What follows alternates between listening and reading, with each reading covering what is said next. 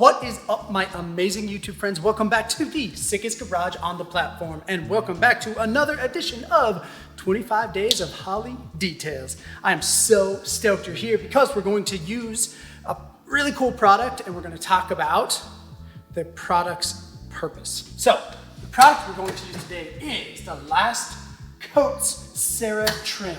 This is a plastic protection product.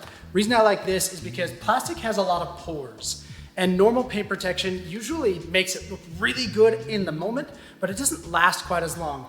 I don't think this lasts as long as they boast that it does, but today we have a razor in the garage, so it's got a lot of plastic, obviously. We're going to use this product.